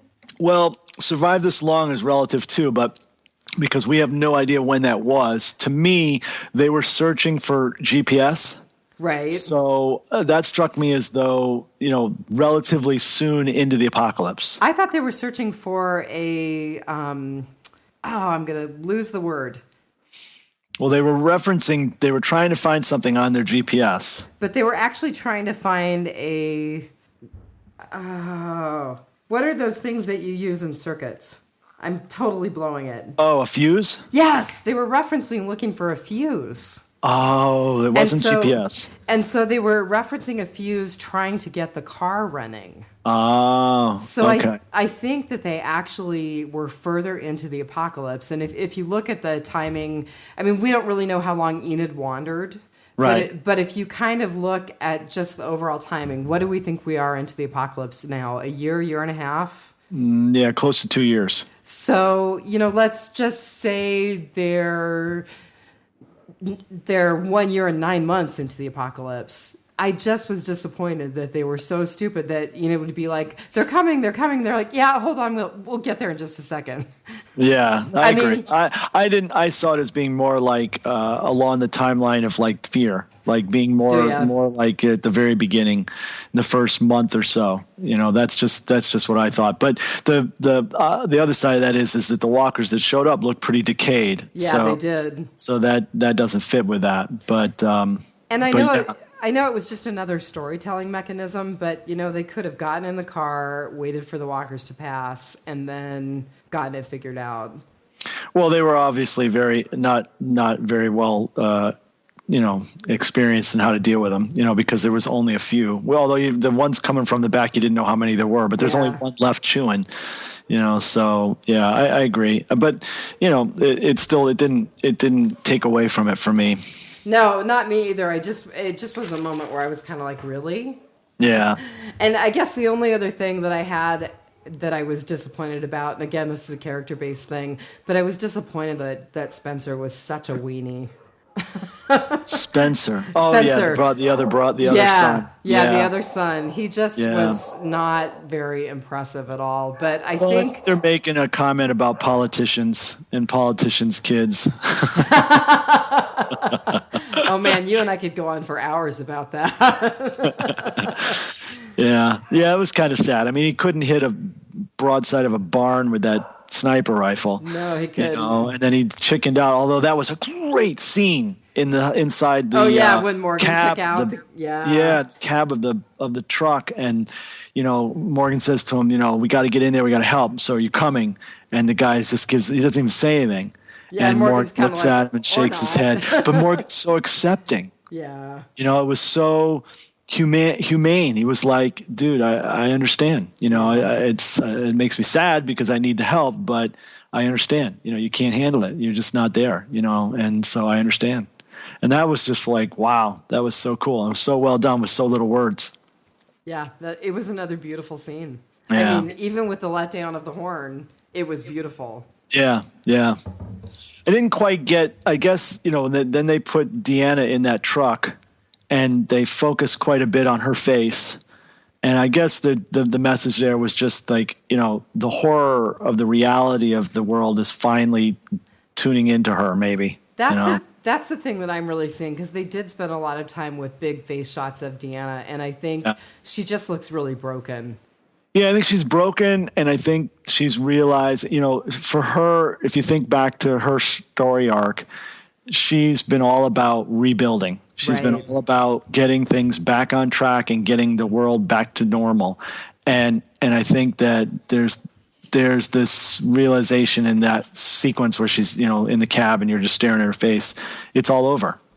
It's all over, and there's no going back.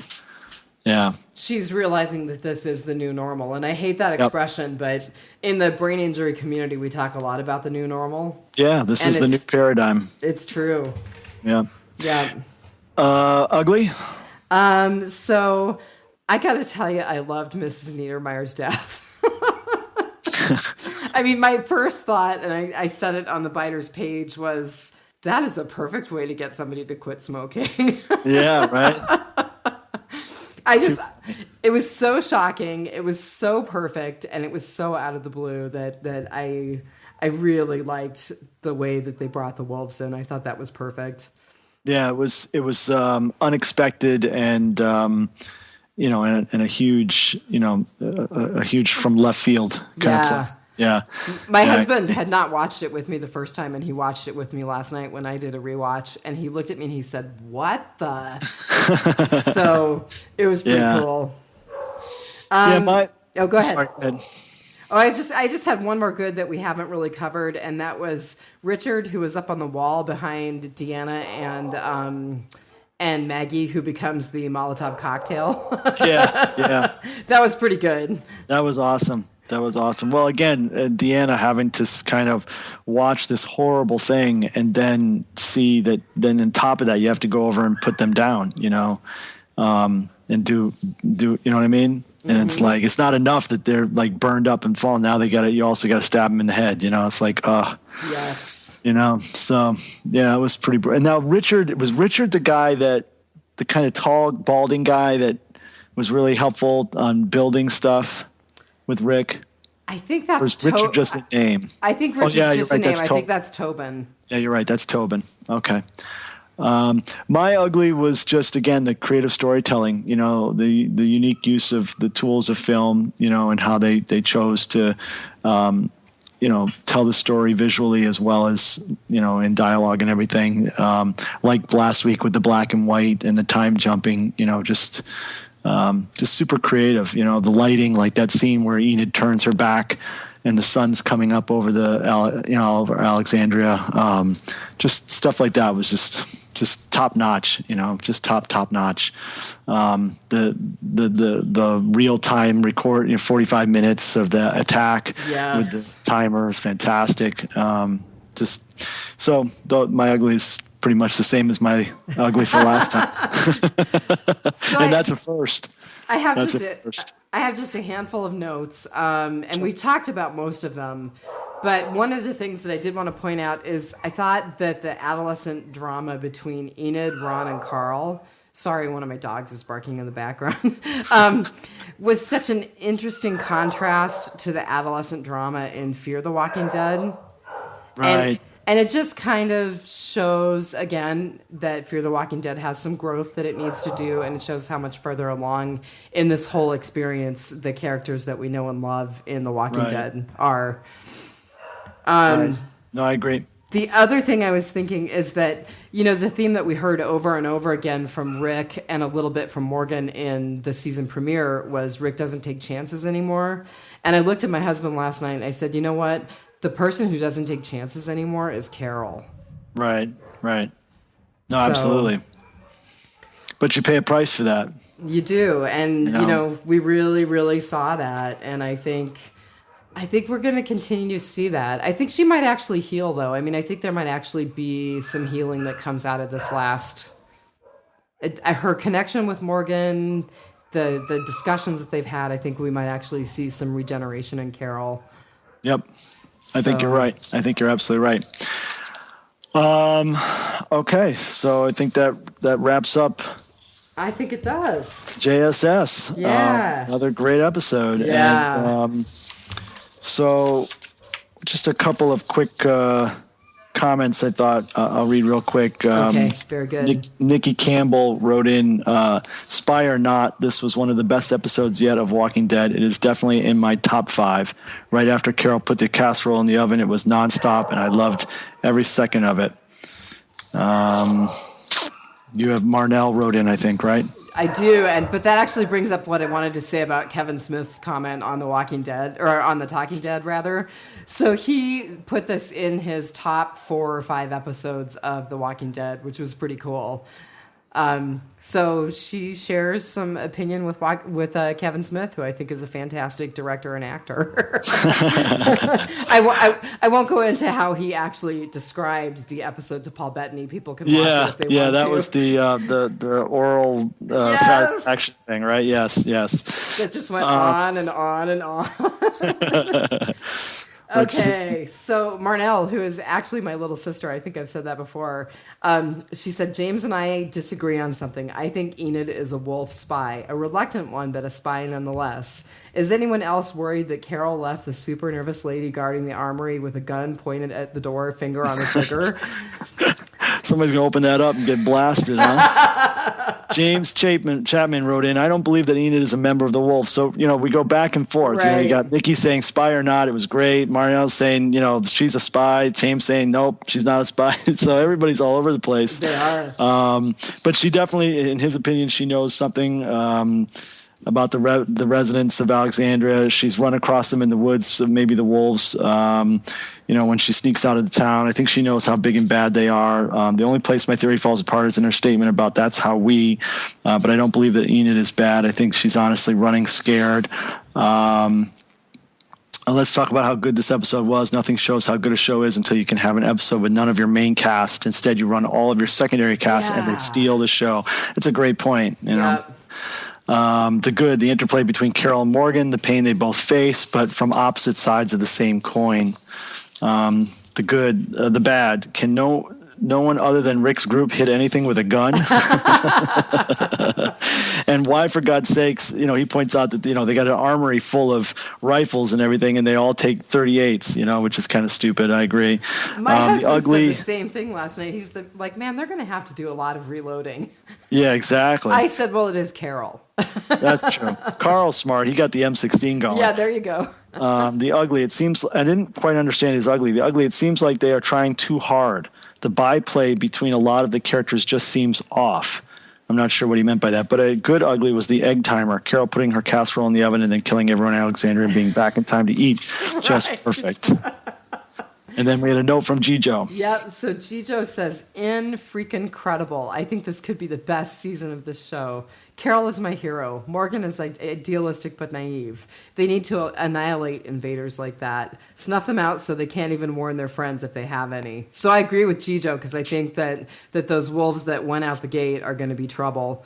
Yeah. Gijo says, so did Morgan get a head start on everyone? He got there way ahead of everyone, or did they just send him ahead to stop the horn? Well, you answered that. Right. He got sent ahead to talk to the people of Alexandria. That first wolf killing of the smoking lady was jarring. Out of nowhere, that pristine Americana lifestyle is shattered. So much just in the time it takes to cook a casserole. That's excellent. Yeah.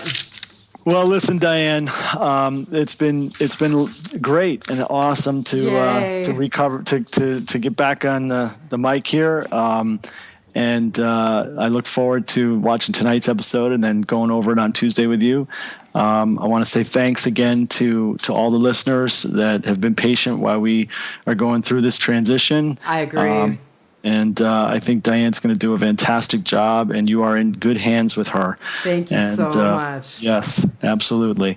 So definitely contact us at. And by the way, I did a test while we were here at the beginning of the show. I said that the writer from Germany, Susan, had said there was some sort of issue with the biterspodcast@gmail.com, but I sent a test to myself and I got it. So that is still working fine as far as I can tell. biterspodcast@gmail.com. I would encourage Susan to get on the Facebook page because that's always a good way to find us. Absolutely.